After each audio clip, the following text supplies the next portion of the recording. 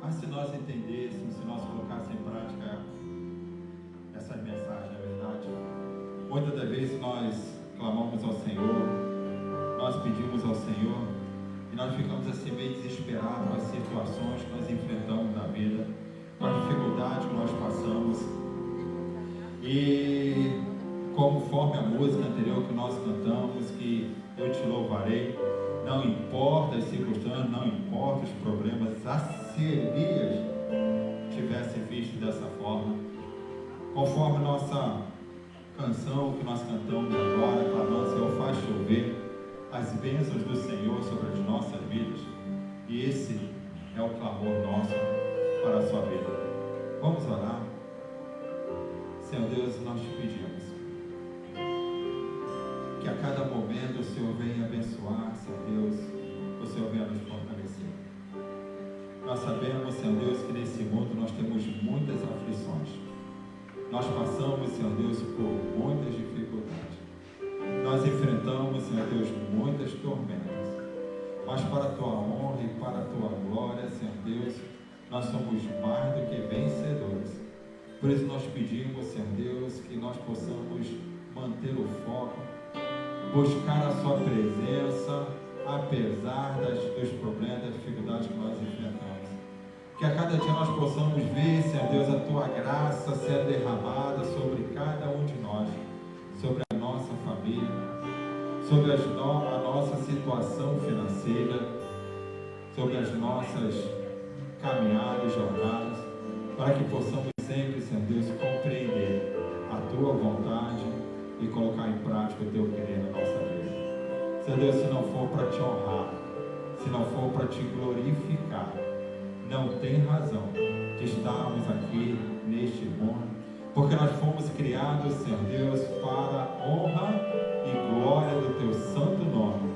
E o Senhor nos deixa uma missão, que é levar o teu evangelho até os confins da terra. Por isso nós pedimos, Senhor Deus, que o Senhor derrame as suas bênçãos, que apesar desse tempo que nós estamos vivendo, nós possamos manter firmes diante de ti, diante da tua presença.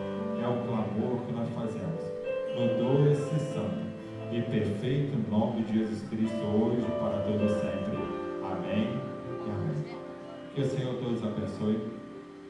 Conforme o pedido de vários irmãos aí, que nós estamos colocando aí, os irmãos estão vendo na nossa mídia, os dados da igreja. Isso é porque os irmãos, os membros da igreja, pediram para que pudesse contribuir com seus dízimos, suas ofertas, pela dificuldade de virem até o tempo para contribuir. Então está aí os dados da igreja. Você que é membro da igreja, se você quiser anotar, está à vontade. E eu quero deixar aquelas outras pessoas que estão também ao alcance da nossa voz, fiquem bem à vontade, certo? Isso não é um pedido, nós não estamos clamando aqui pela sua contribuição, mas é o contrário que nós temos de sermos fiéis ao nosso Deus. Então, conforme o pedido de vários irmãos, membros da igreja, nós estamos colocando aí os dados bancários da segunda igreja Batista na Mar. Tá bom, meus irmãos? Que Deus a todos abençoe. Nessa noite, nós lemos o texto de 1 Reis, capítulo 19. E nesse texto que nós acabamos de ler, ele vai nos apresentar algo assim muito especial. E eu quero pensar um pouquinho, diante das batalhas da vida, pensar um pouquinho no tema seguinte: não temas. Diante desse coronavírus, esse gigante tão minúsculo, é o que eu só quero falar: não temas. Apesar de você que quer olhar para o próprio temor, o medo é algo que até nos ajuda, até mesmo muitas vezes a caminharmos, a ter uma jornada, sem mesmo estarmos impedidos de olharmos para o futuro, ou simplesmente estarmos protegendo a nossa própria vida. Por quê? O que me faz, de repente, não sair daqui correndo, atravessar uma pista, uma autopista que nós temos aqui na frente da igreja, sem olhar para os lados? É o medo, é o temor, que de repente um carro possa vir e acabar, né? Ali aniquilar a minha vida, se não for por ele, me deixar de repente em cima de uma cama, sem conseguir se movimentar. Então esse medo, esse temor, que também me protege. Mas eu quero falar contigo que às vezes também o temor dentro da nossa vida, às vezes é algo complicado. Sabe por quê? Porque há dias que nós estamos assim, radiantes de alegria. Há dias que nós estamos assim, vivendo algo exponencial, rindo de qualquer situação. Mas também há aquele dia que nós somos consumidos pelas tristezas. Muitas vezes, quando nós acabamos, até perguntamos assim: por que eu estou triste hoje? O que está acontecendo? E às vezes nem mesmo eu e você sabemos a resposta dessa indagação ou dessa pergunta. Meus queridos, há dias que nós nos tornamos assim, arautos da esperança. Nós nos tornamos aquela pessoa grande incentivadora. Não, vai dar tudo certo. Hoje nós não conseguimos, hoje você vai conseguir. Mas também é aquele dia que nós estamos completamente afundados nas regiões mais escuras, profícuas da vida. Nós podemos viver essa ambiguidade, meus queridos, colocar assim da nossa vida, do nosso cotidiano, e é uma grande ambiguidade que nós vivemos isso, é uma grande ambiguidade que nós corremos da nossa trajetória, que nós caminhamos aí, e essa ambiguidade na vida cristã, muitas vezes depende das circunstâncias que nós estamos vivendo, daquilo que nós estamos passando. Nós criamos no nosso interior, muitas das vezes, um fruto amargo, uma alma azeda, consciência flutuante, uma rebeldia e uma atitude contrária à própria luta, à própria batalha que nós temos no dia a dia. E algumas vezes até nós chegamos ao ponto de perder a própria fé na vida, nas pessoas, a fé que nós temos no Deus Todo-Poderoso, na igreja, na denominação, e até muitas vezes nós acabamos desistindo de tudo. Quem é que nunca viveu isso? Quem é que nunca passou por isso? Quem é que nunca viveu aquele medo intenso que foi capaz de muitas vezes aniquilar sua própria caminhada, sua própria jornada? E ao olharmos para a atual situação que nós estamos vivendo, nós estamos passando mais ou menos por isso. Muitas vezes nós estamos vivendo esse medo intenso, essa ação que tem envolvido, que tem passado pelo mundo inteiro, é uma ação de contingência e que tem nos amedrontado, e nós podemos ver isso, que muitas vezes nós vamos na rua, nós vemos algumas pessoas completamente amedrontadas, com medo de tudo que está acontecendo, de tudo que está ocorrendo. Alguns completamente fora da realidade, outros vivendo dentro de uma realidade de segurança, mas nós podemos ver o medo instalado. Esse texto que nós lemos de 1 Reis, capítulo 19, nós podemos ver mais ou menos esse medo instalado na vida de Elias. Elias ali, meus queridos, ele ficou com medo, porque Jezabel era a rainha, a esposa de Acabe, e ela mandou alguns mensageiros até Elias dizer que iria matar Elias naquele mesmo dia, porque no dia seguinte ele não estaria mais, vivo.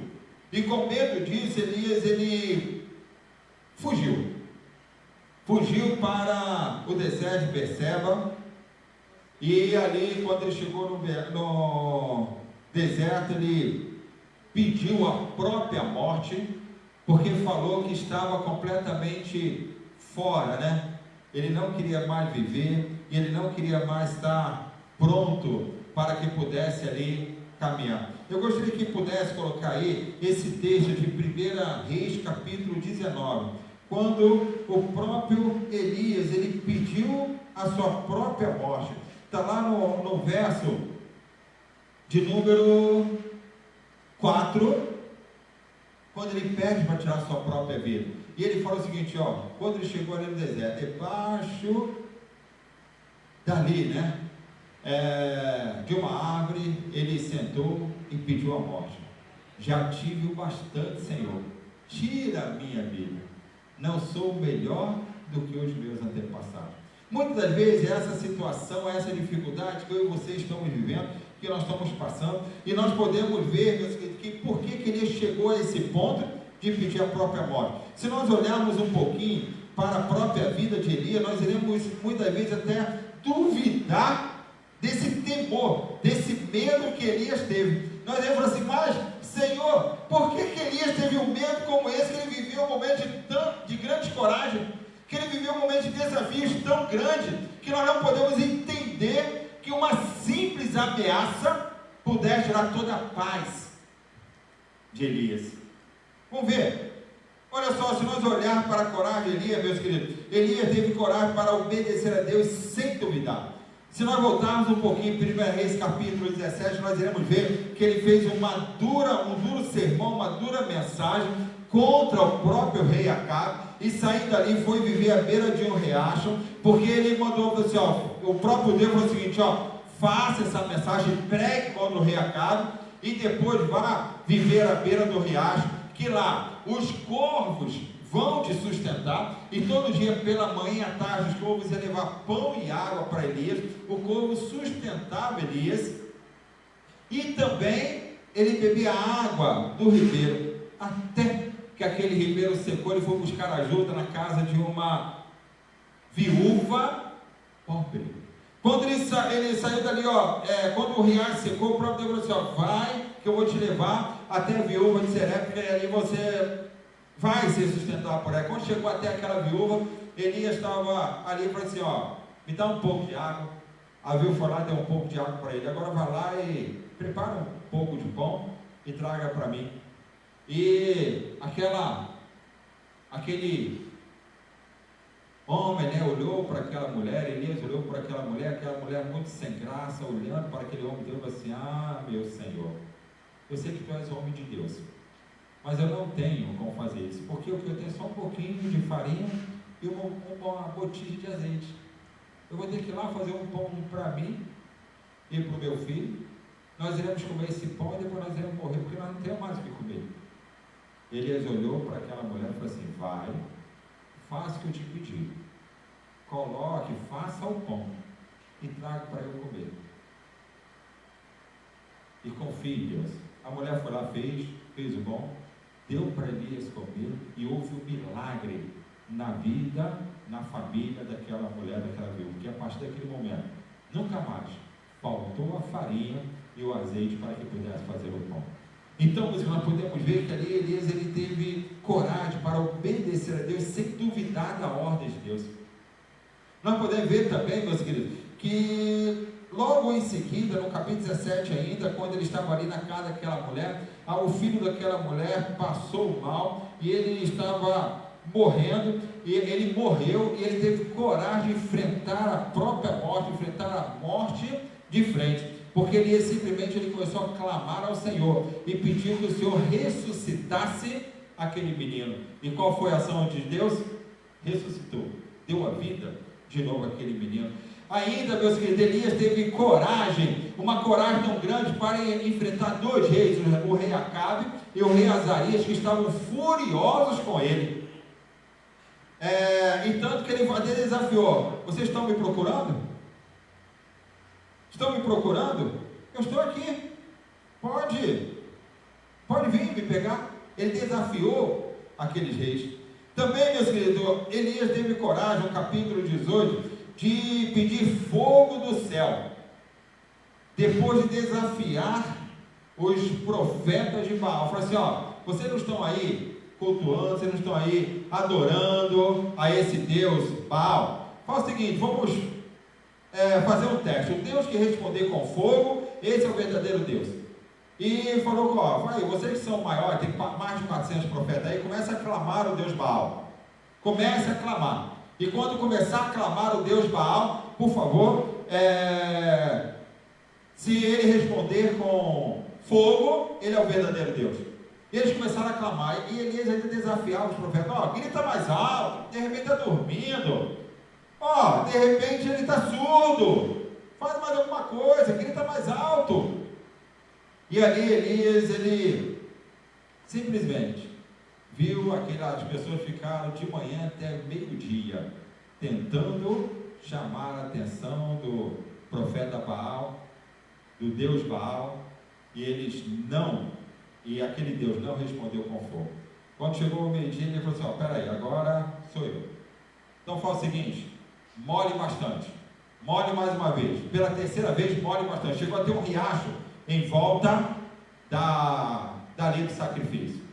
E Elias simplesmente orou, pediu fogo do céu, e molhou tudo, consumiu aquela carne, incendiou os soldados que estavam ali em volta daquele sacrifício. Mas que nós podemos ver que ele teve coragem de enfrentar aqueles profetas de Baal, quando ele mandou exterminar todos os falsos profetas, muitos deles, mais de 400 profetas de Baal, e 450 profetas de Azerá. Ou seja, ele destruiu todos aqueles falsos profetas que estavam ali. Ou seja, ele teve coragem também de exterminar, de enfrentar o próprio desafio, enfrentar os próprios reis. Meus queridos, ainda Elias teve coragem de enfrentar a família real. 1 Reis capítulo 21, nós podemos ver ali que Acabe chegou até Nabote e falou assim: eu quero esse terreno, dessa vinha que está do lado, porque essa vinha está do lado do meu terreno, e eu quero ela para mim. E no caso, quando ele pediu, Nabote falou assim: ó, eu não posso te dar, porque isso é herança da minha família.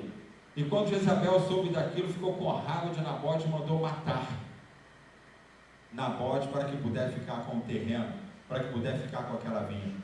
Porque na mesma hora, quando Elias soube daquilo, Elias anunciou o juiz de Deus sobre Acabe e sobre Jezabel. Elias desafiou a família real, ele enfrentou a família real. E eu quero dizer o seguinte: por causa de sua coragem, por causa de sua ousadia, eu vejo que Elias chegou no ápice do seu ministério. Elias chegou no ápice, entre aspas, da sua vida cristã. Meus queridos, mas nós podemos ver que mesmo assim, diante de ver tantos poderes, de ver a ação de Deus em volta, muitas vezes nós nos perdemos com as circunstâncias que estão acontecendo diante de nós. E às vezes é isso que você está pensando, diante do desafio que nós estamos enfrentando, chamado coronavírus, é aquele desafio que nós estamos enfrentando por causa das condições financeiras, de repente é esse medo que você está enfrentando por causa da incerteza, da insegurança que nós temos no dia de amanhã, pela situação que o nosso país está, de repente pela empresa que você trabalha, ou se não, pelo fato de você ser um profissional autônomo e não ter condições de trazer o sustento para a sua casa. De repente seu medo está envolvido nisso e você começa a se desesperar com o que pode acontecer amanhã, porque é algo que está muito próximo, é algo que você está vivendo, é algo que está trazendo a sua realidade, e você fala assim: Senhor, e agora? O que eu faço? O que eu vou fazer? Como que eu vou enfrentar esses desafios? Como que eu vou enfrentar esse gigante que está diante de mim? Se não for, ainda coloco muitas vezes nas redes sociais o seguinte: se no caso eu não morrer pelo coronavírus, vou morrer de fome. Não é assim que às vezes nós vemos nas redes sociais? Mas eu quero falar o seguinte: o que Deus usou para trabalhar os temores de Elias? Primeira coisa, Deus usou o testemunho de Acabe, porque nós podemos ver no capítulo 18 que Acabe deu e fez um testemunho com referência ao Deus de Elias, o Deus do povo de Israel. Então nós temos que Deus usou o próprio testemunho de Acabe, meus queridos, para que pudesse trabalhar os temores de Elias. Deus usou também a própria ameaça de Jezabel, quando Jezabel ali no capítulo 19 ameaçou Elias que pudesse ali no caso no dia seguinte tirar a própria vida de Elias, ameaçando aquele servo de Deus. Deus usou aquela ameaça e Elias simplesmente ele fugiu. Até muitas vezes a própria ameaça nos leva a nos aproximarmos de Deus, a chegar mais próximos de Deus. Deus usou também o tempo para que pudesse, no caso, estar trabalhando ali o medo, o temor de Elias. E eu quero, nessa noite, pensar um pouquinho contigo. Quais são os medos que nós trazemos para a nossa vida? Quais são os medos que nós trazemos para a nossa jornada, a vida cristã? Quais são os temores que nós enfrentamos? De repente, você tem o medo de não ser reconhecido em alguma tarefa, algum trabalho que você faça, algo que você está realizando, algo que você está querendo alcançar. Você pode ter medo disso, sem você ninguém reconhecer. Se o meu patrão não vê o meu esforço, como que vai ficar? De repente o seu medo é de fracassar de uma empreitada ou de um trabalho que você queira realizar, pode ser o seu medo. Ou se não, o seu medo é pelo fracasso, você não ter condições de trazer o sustento para a sua casa, para o seu lar, para a sua jornada, para a sua vida, para a sua família. Alguns têm medo até de envelhecer. Eu tenho uma conhecida que ela falava que ela não gostava de comemorar aniversário porque tinha medo de ficar velha. Olha só, tinha medo de envelhecer. Qual é o temor, qual é o medo? De repente seu medo é ter alguma falha em casa, com o seu filho, com a sua esposa, com o seu esposo, falhar com os seus pais. Pode ser de repente esse seu medo. O seu medo pode ser perder o foco em Deus, perder o foco de Deus. Seu medo pode ser as condições financeiras que estão se apresentando no nosso país. Eu não sei qual é o seu medo, mas eu quero dizer o seguinte, nessa noite, você não precisa ter medo, porque tem um Deus que trabalha, que age em nosso favor. Tem um Deus que realmente faz a diferença na nossa jornada. Tem um Deus que nos ensina a caminhar. Meus queridos, o que aconteceu na vida de Elias também pode acontecer na sua vida e na minha vida. Vamos ver como que Deus trabalhou com referência ali à vida de Elias, nesse texto que nós começamos a ver, que nós lemos, que é 1 Reis, capítulo 19, a partir do verso 1 até o verso 8. Primeiro, meus queridos, diante do medo de Elias, quando Elias estava com medo de Jezabel, Deus abriu a porta da fuga para Elias. Meus amados, Elias mergulhou numa roda de fuga para que pudesse ali, de repente, se afastar ou curar o medo que ele estava, o temor que ele estava. Meus queridos, mas para que ele pudesse fugir, ele não olhou, colocar assim, para trás. Ele não olhou para o que Deus já tinha feito na vida dele. Ele não olhou para o que Deus já tinha realizado através dele. Ele não olhou para a vitória que ele já tinha alcançado, pelas batalhas que ele já tinha enfrentado, já conquistado ali a coroa da vitória. Ele não olhou para isso, mas ele supervalorizou a ameaça. Ou seja, ele deu poder demais à ameaça. Meus queridos, muitas das vezes nós temos uma ameaça, nós estamos vivendo uma ameaça ao nosso redor, nós nunca sabemos quando que se aquela ameaça está muito próxima ou longe de nós, e conforme nós podemos ver um testemunho de um médico, que ele falou que 99% da população vai adquirir o vírus, o coronavírus, vai pegar esse vírus, só que esse vírus ele não vai ser letal para a maioria absoluta da população, mas ao mesmo tempo, muitas vezes nós supervalorizamos as ameaças. Meus queridos, nós não olhamos para o Deus que está em nosso meio, o que Deus já fez, o que Deus já realizou, o que Deus já fez na nossa vida, através da nossa vida. Eu quero desafiar o seguinte, meus queridos, a porta de fuga que nós temos é olhar para o que Deus já fez na sua vida, o que Deus já realizou através da sua vida, e como que Ele já tem te abençoado, apesar de quem você é, apesar de quem eu sou, apesar das nossas mazelas, a misericórdia do Senhor se renova a cada manhã sobre as nossas vidas. Então, por causa disso, eu quero lhe falar o seguinte: olhe para o que Deus fez, não se desconecte de Deus como fez Elias, ele perdeu a sintonia com Deus, e naquele momento ali ele teve que sair, se desconectar do próprio Deus. Se o temor, se a ameaça é muito grande, olhe para o Deus grandioso, maior do que qualquer ameaça que nós já podemos ver e vivenciar.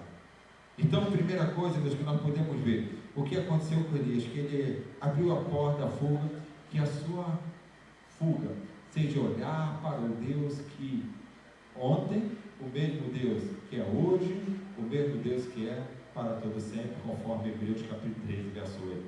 Jesus Cristo é o mesmo ontem, hoje e para todo sempre. Segunda coisa que nós podemos ver que o que Deus fez na vida de Elias era o seguinte: Elias, ele, por causa do medo, ele desconfigurou a sua chamada.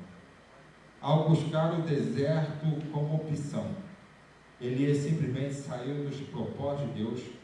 Elias buscou um caminho incerto. Elias perdeu completamente seu foco. Meus queridos, muitas das vezes os medos nos levam a isso. Nos levam a nós fugirmos para desertos que nós nos desconectamos do próprio Deus. Nós podemos ver algumas atitudes de pessoas que estão vivendo esse tempo de contingência, algo triste, algo assim que vem amedrontar, e algumas pessoas tomando algumas decisões completamente fora da realidade, governantes tomando decisões completamente fora do que nós podemos entender. Mas eu quero dizer o seguinte, que muitas vezes isso é levado pelo temor, porque desconfigura o projeto de Deus na nossa vida. Porque se tira a sintonia de Deus e nós saímos dos propósitos, nós começamos a buscar alguns, colocar assim, caminhos incertos, caminhos que nós não vamos levar a lugar nenhum. Tome cuidado, para onde o medo está te levando. Tenha consciência, muitas vezes é necessário desligar os nossos noticiários. Muitas vezes é necessário a gente sair das redes sociais, porque, meus amados, só tem coisa negativa. O complicado são as redes sociais que nós estamos, nos grupos que nós participamos, nas notícias que nós vemos. Meus queridos, ninguém mais fala das outras situações que o Brasil enfrentou, mas todo mundo só fala realmente das situações que nós temos aí enfrentando desse gigante tão minúsculo, e só notícia catastrófica. Então muitas vezes é necessário desligar um pouquinho, sair fora das redes sociais, desligar um pouquinho, sair fora das nossas notícias. Vamos voltar o nosso olhar para a nossa família, valorizar a nossa família. O que eu posso fazer com a nossa família? Esse final de semana, nós tivemos a oportunidade, somente quem a gente não encontrou em casa, porque nós temos alguns irmãos que estão aí, não estão aqui na sua casa, na região dos Lagos, em Cabo Frio. Tem alguns irmãos que estão na sua casa lá no Rio, ou em outras cidades. Mas nós tivemos uma oportunidade muito grande, uma alegria que invadiu o nosso coração. Uma equipe de irmãos e irmãs da nossa igreja fizeram o kit do carinho para com nós idosos. Fizeram uma cartinha carinhosa, prepararam um vidrinho de álcool em gel e um pedacinho de bolo. Nós tivemos uma família que ficou até 2 horas da manhã preparando o bolo para nossos idosos. Bênção! E quando a gente chegava na casa dos nossos idosos e dávamos aquele kit, o kit de carinho, como que foi bom receber o carinho dos nossos irmãos. Aquele kit, aquele momento especial. Muitas das vezes não podendo nem abraçar, mas sentindo o calor do amor, sentindo o calor do carinho, e dizendo: ó, vocês não estão esquecidos, nós amamos vocês. E é isso que nós precisamos fazer uns com os outros, estar sempre incentivando, ajudando, porque no meio do deserto nós não iremos encontrar o oásis para que possa nos alimentar. Mas quando estamos juntos, ajudando um ao outro, nós podemos ser mais do que vitoriosos. E por isso eu quero me convidar nessa noite a pensar um pouquinho nessa situação, mas que meio ao deserto, você não pode desconfigurar, você não pode sair do propósito de Deus para a sua vida. Também, meus queridos, na vida de Elias, aconteceu algo interessante. Ele mergulhou na insatisfação, depois que ele foi alimentado por Deus. Ali depois que ele fugiu da presença, porque depois que ele fugiu da presença de Jezabel, de Acabe, quando ele soube da notícia que iriam matá-lo, Elias caminhou o caminho de um dia, e ele faz o que Deus não pediu. O que ele faz? Ele fica sentado debaixo de um zimbro no deserto, e quando ele está ali debaixo, Deus não queria que ele ficasse debaixo daquele zimbro no deserto. Ele faz um pedido que ele não quer fazer. Ele simplesmente fugiu para quê? Para desistir de si mesmo? Se for para desistir dele mesmo, ele poderia ficar lá, porque já seria morto. Qual a razão dele teria de fugir, se chegando lá na fuga ele pediu a própria morte? Era melhor ficar ali junto de Jezabel, já ia morrer mesmo. Então nós podemos ver que Elias, ele faz um pedido que ele não quer pedir. Também ele assume um papel que não é o seu papel. Olha só o que ele fala. Ele coloca um ponto final na sua história. Já basta.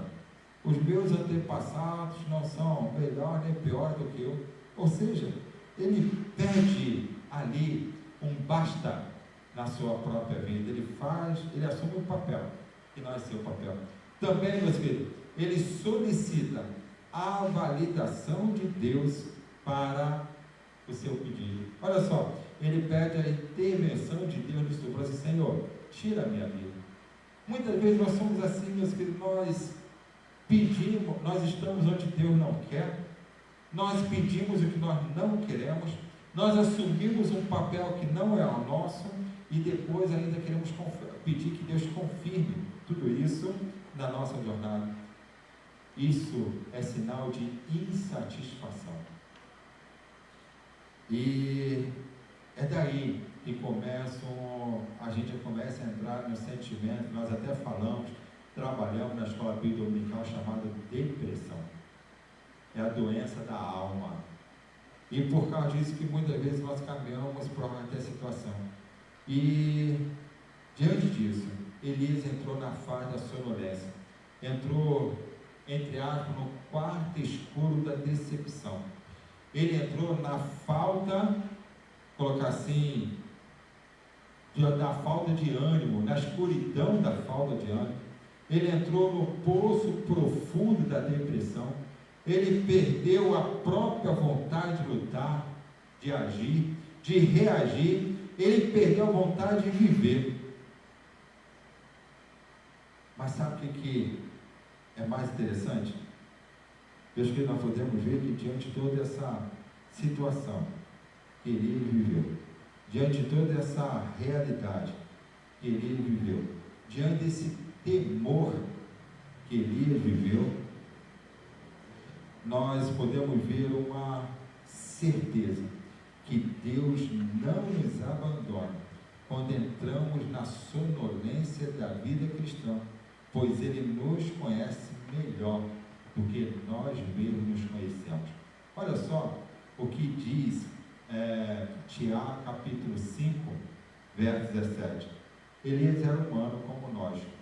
Ele orou fervorosamente para que não chovesse, e não choveu sobre a terra durante 3 anos e meio. Orou outra vez, e os céus enviaram chuva, e a terra produziu os seus frutos. Mesmo diante dessa vitória que Elias alcançou, nós podemos ver que ele entrou, colocar assim, trajetória da sua vida, mas Deus não desistiu dele. Deus não desistiu de Elias, assim como Deus não desiste de você. Deus não esquece de você. E diante dessa tribulação, diante da dificuldade da vida, o que nós precisamos é ter fé, essa pedir. Sabe por quê? Porque o que nós podemos ver que a partir daí Deus começou a trabalhar para que pudesse ajudar Elias, para que pudesse intervir, para que pudesse realmente estar dando um novo ânimo na vida de Elias. E é isso que Deus quer fazer na sua vida. O que Deus fez? Meus queridos? Primeiro, houve uma intervenção sobrenatural de Deus na vida de Elias. Deus enviou um anjo. Esse anjo veio com poder, veio com autoridade, com a unção do próprio Deus, tocou em Elias, falou ao coração de Elias, deu a palavra de ordem de Elias, insistiu no projeto de Deus para a vida de Elias. Deus fez algo sobrenatural para que pudesse despertar Elias da sonolência. Depois disso, Deus também interviu de forma física na vida de Elias. O que ele fez? Deus mandou a provisão para Elias. Deus mandou ali para o alimento que Elias precisava comer para que pudesse repor as suas energias. Ou seja, as taxas hormonais, as taxas sanguíneas de Elias estavam completamente comprometidas, porque ele estava sem se alimentar. E é interessante, meus queridos, que com aquela comida, aquela provisão que Deus deu a Elias, Elias teve condições de ainda caminhar por 40 dias. Assim é o nosso Deus, a provisão que Ele tem dado para cada um de nós. Além da provisão espiritual, através do anjo, através da provisão sobrenatural, além da provisão física, Deus também interviu Ele fez uma intervenção emocional, ou seja, abriu a visão de Elias. Meu filho, havia um desafio a ser conquistado, uma viagem de 40 dias, um monte a ser alcançado, e esse monte era o monte de Deus. Meus filhos, nós podemos ver que era uma caminhada longa, era uma caminhada de 40 dias. Deus usou um tempo para que pudesse trabalhar na vida de Elias. Também era um sustento contínuo, ou seja, um milagre na vida de Elias, porque o que ele se alimentou deu para ele caminhar por 40 dias, até chegar ao monte de Deus, ou seja, até a se reconectar com o próprio Deus, a ter novamente a conexão, uma intimidade com o próprio Deus. E Deus interviu ali no emocional, no espiritual e também no físico de Elias. Meus queridos, isso Deus fez para que pudesse ajudar Elias. Eu quero lhe dizer o seguinte: a montanha mais alta, a montanha mais difícil de ser escalada, a montanha mais complicada de ser conquistada, é a montanha que está dentro de nós mesmos. É a montanha que está aqui dentro, ó. Essa que é difícil de ser alcançada, essa que é difícil de ser escalada, essa que é difícil de ser conquistada. E é por causa disso que eu quero, nessa noite, falar com os irmãos. O cansaço, o desânimo, a pressão, a depressão pode tornar você e eu um Elias, como 1 Reis capítulo 19, um Elias medroso, um Elias temeroso, um Elias que só olha para o problema e supervaloriza o problema. Mas, meus queridos, o Elias que Deus queria, o Elias que Deus quer que você e eu seja, o Elias que Deus quer nos transformar, é o Elias do capítulo 17, é o Elias do capítulo 18, é o Elias de 2 Reis, capítulo 2. Esse é o Elias que Deus quer fazer nas nossas vidas. Esse é o Elias que Deus quer nos transformar. Esse é o Elias que Deus quer nos tornar. Um Elias que olha para o Deus Todo-Poderoso. Um Elias que não tem medo da batalha, que não tem medo dos inimigos. Um Elias que consegue ver o impossível acontecer. Deus, Ele não desiste da gente. Quando adoecemos, quando nós enfraquecemos, quando nós entramos na crise, quando nós não sabemos o que fazer, Deus em nenhum momento desiste de você e desiste de mim. Ele se aproxima de cada um de nós. Quando ele se aproxima de nós, ele fala assim: ei, Elias, Tiago, Carlos, Beth, Geralda, Cláudia, saia da caverna, sai do buraco, sai de debaixo desse zimbro, sai daí, porque o que eu vou fazer na sua vida, o que eu vou fazer na sua jornada, é muito maior do que você pode imaginar, porque eu quero transformar a sua vida em uma nova fase. Ele quer falar com você o seguinte: ó, você vai influenciar pessoas, minha unção está sobre você. Você vai ter pessoas te ajudando bem perto, nos momentos de maior dificuldade, porque eu tenho um Eliseu para te ajudar, um Eliseu para caminhar contigo. Você tem alguns legados para deixar, alguns lugares para ir, porque no meu tempo eu vou buscar você, eu vou te ajudar. E é nessa certeza que Deus quer trabalhar os nossos medos, as nossas incertezas. Colocar assim, é nessa certeza que Deus quer trabalhar nossas incertezas, o nosso futuro, para que possa tudo ser um projeto segundo o coração dele. Por isso, queridos irmãos, irmãs, amigos que estão aí nos acompanhando nas redes sociais, eu quero fazer o seguinte: ele quer se aproximar de você e falar o seguinte: sai dessa caverna, sai desse buraco, sai de debaixo desse zimbro, porque eu vou fazer da sua vida uma nova vida. Eu vou fazer o seu ministério entrar numa nova fase. Eu vou realizar os meus planos através da sua vida.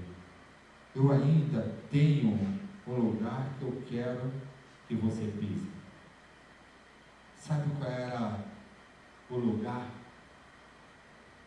que Deus queria que Elias ainda pisasse?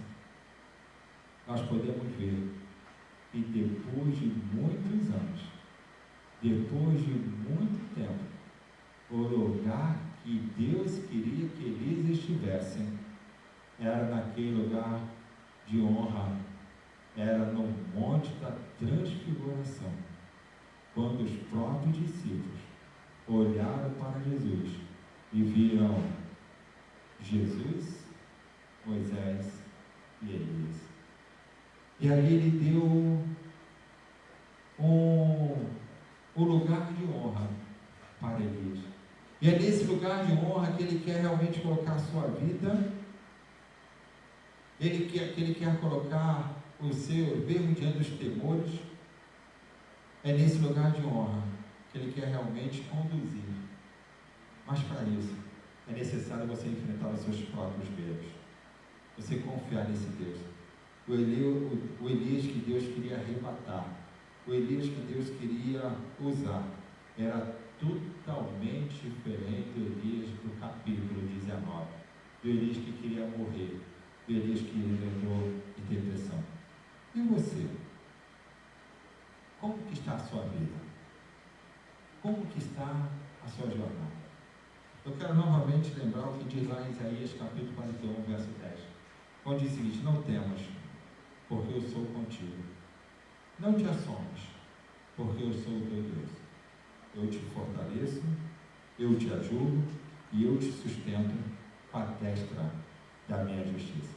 E é nessa certeza que Deus está cuidando de você, Deus está cuidando da sua vida, mesmo diante de um desafio gigantesco que nós estamos enfrentando. Mas Deus, Ele está cuidando de você. Por isso, meus queridos, quando a sua fé for posta em dúvida, colocar assim, quando você colocar em dúvida a sua própria situação, a sua própria fé. Quando ele tem o hino, eu gosto muito, marcou muito na vida em 98, quando a organização Embaixador do Rei fez 50 anos, e os nossos amados conselheiros aí sabem, o hino que marcou muito em 98 foi aquele hino que falou assim: cada vez que a minha fé é provada, tu me dás a chance de crescer um pouco mais. Nós estamos vivendo o tempo que a nossa fé está sendo provada, mas eu quero desafiar a não ter medo, a não temer diante do desafio, porque se Deus ele não abrir o mar para você passar, Ele vai como fez com o povo de Israel, quando abriu o mar vermelho para que o povo de Israel pudesse passar. Ele vai te convidar a andar por sobre as ondas, como Ele fez com o apóstolo Pedro. Então, meu querido, não tenha medo, não tenha dificuldade de olhar para o Deus Todo-Poderoso. E por isso eu quero convidar a cantar esse hino com a sua alma, com seu espírito, falando o seguinte: cada vez que a minha fé é provada, tu me dás a chance de crescer um pouco mais. E assim como a fé de Elias foi provada, se Deus está provando a sua fé, que nessa noite você tenha a oportunidade de crescer um pouco mais diante do Senhor. Cante ao Senhor este ano.